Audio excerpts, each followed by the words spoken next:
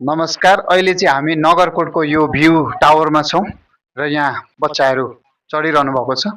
यतापट्टि हेर्दाखेरि यस्तो नजारा छ हो। यहाँनिर केही सामानहरू बेच्नको लागि आउनुभयो। यो मेरो छोरालाई राम्रो हुने रहेछ हौ।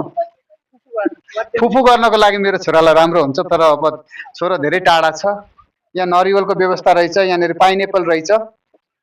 अनि खोइ अलिकति साइडमा यहाँनिर तपाईँले ब्रेसलेट बनाउन सक्नुहुँदो रहेछ। कसरी हो यहाँनिर?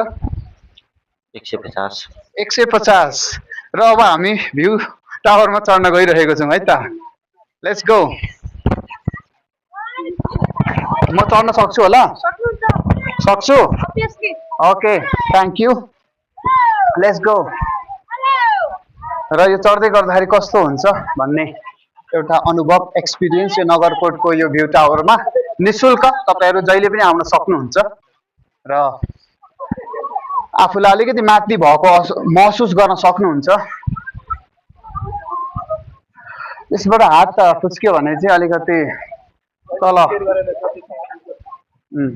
खुट्टा चिप्ल्यो भने हात डह्रो बनाउनु पर्ने रहेछ।